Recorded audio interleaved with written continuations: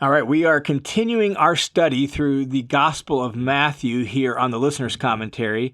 And our next section of text is the beginning of the well-known Sermon on the Mount.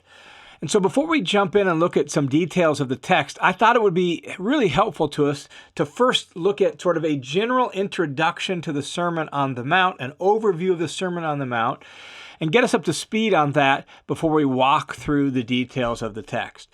Also, if you want more details than I can give here on the Listener's Commentary, I actually began my very first podcasts going through the Sermon on the Mount over 5 years ago on my other podcast, The Bible in Life. And so I have a whole series that is more kind of devotional and reflective and sermonic with some of the same teaching points, but walking through it and thinking through the implications. And so there's even more detailed teaching on the Sermon on the Mount there on the Bible in Life podcast. Go all the way back to the beginning.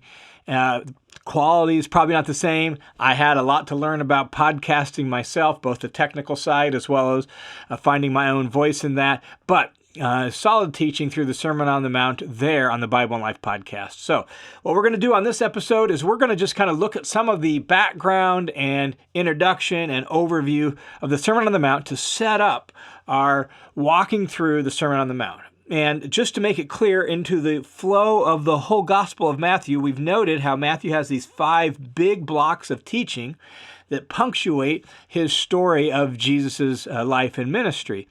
And the Sermon on the Mount is one of the largest of those blocks of teaching and certainly the most well-known. And so in the previous setting, at the end of chapter 4, Jesus called his first few disciples, and then he has continued his ministry teaching throughout Galilee, and his kind of notoriety has grown, his ministry has expanded, and crowds are coming to him from all different kinds of places, Jewish lands, Gentile lands. You get different kinds of people. That's sort of the setup for the Sermon on the Mount. And so as we enter into the Sermon on the Mount, the way we should think of it is like this, that Jesus has some newly appointed disciples right in front of him who are signing on to learn from him how to live in his kingdom and live his way. You also have some other kind of disciples that maybe aren't formally going to become like the 12 apostles, but they are people who say they want to learn from this new rabbi Jesus. And then you have massive crowds of would-be disciples, curiosity seekers, all sorts of different kinds of people. And what Jesus does in the Sermon on the Mount is, as his ministry is really taking off, Jesus declares some of the core values of his kingdom to, in our language, say, to cast a vision for what really matters to him and what he wants for his disciples. That's what the Sermon on the Mount really is doing. So, first little thing by way of introduction is just the location. Where was the Sermon on the Mount taught? We don't know 100% for sure, but the traditional location is actually called the Mount of Beatitudes, just outside of Capernaum, on a grassy hill. And as you sit on that hill, you look out. If Jesus were down towards the bottom speaking up the hill, which is most likely, the crowds would be sitting there and they could look out across to the east, across the Sea of Galilee. A beautiful location. And it's an area that has ample space for large crowds. In fact, a number of years ago, the Catholic Church was actually going to host a large service there in the traditional location, and they planned for over 100,000 people. That's how much room there was. Now, the day of the event, it rained and fewer people showed up, but there was room for 100,000 people on this hillside. So it gives you an idea of the space we're talking about. And we don't know how many people were here at this moment. We just know from the end of Matthew chapter 4, large crowds were following Jesus. So that's the location. I'll actually put some info in the study hub with some pictures and all of that about the traditional location of the Sermon on the Mount. Now, what about the structure? How is the Sermon on the Mount put together? This is really important because it kind of gives us a map for walking through it and the lay of the land. And there are various ways that Bible teachers and scholars have sought to think through how the structure of the Sermon on the Mount. What I'm going to give you here is the way I think the Sermon on the Mount works. And so here's the parts as I see it. I think the first chunk of the Sermon on the Mount serves as sort of like an introduction to the sermon. And that introduction includes the Beatitudes. It includes the information about Jesus fulfilling the law and the prophets and about letting your light shine. All of that seems to be sort of like introduction to the Sermon on the Mount, leading up to what I see as the thesis statement for the Sermon on the Mount. And that thesis statement is the bit about surpassing righteousness. Jesus says, unless your righteousness surpasses that of the scribes and the Pharisees, you cannot enter the kingdom of heaven. I think that in a lot of ways serves as the thesis statement. So the first movement of the sermon is up to that thesis statement. And what the first movement does is shows how in Jesus' kingdom, the doors open wide to anybody in the crowd.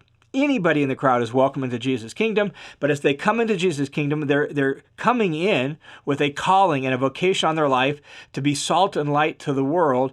And the way Jesus intends to make them that doesn't negate the law and prophets, but fulfills it. And that's why you have to have surpassing righteousness. And that then becomes the thesis.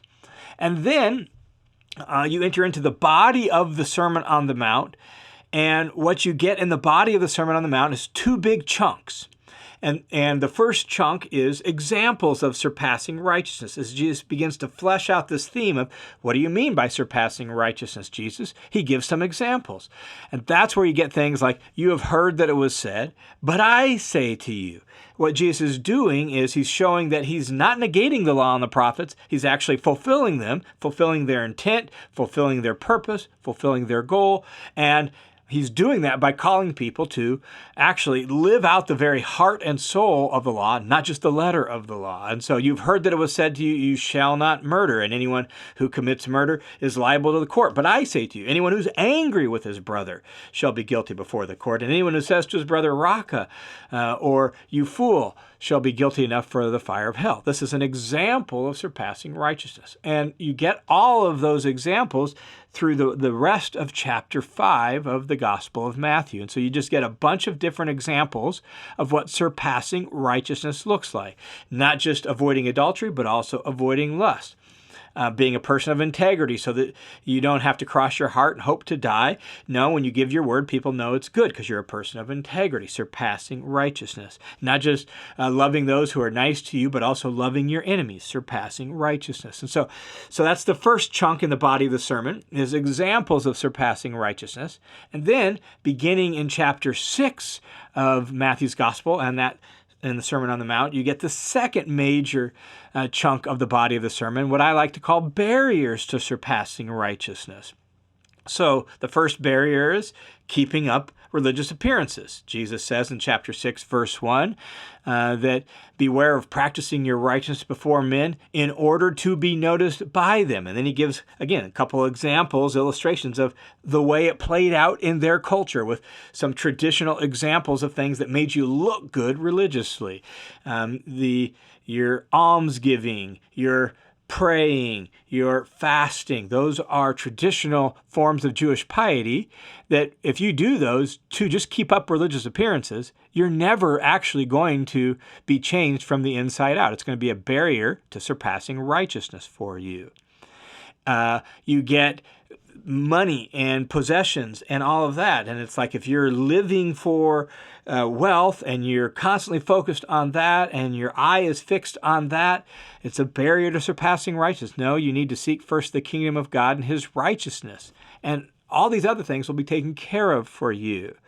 And then the third barrier that it mentions is kind of a religious superiority complex. It's the whole plank eye syndrome that he deals with at the beginning of chapter 7. And so through all of chapter 6 and the first little bit of chapter 7, you get 3 different barriers to surpassing righteousness.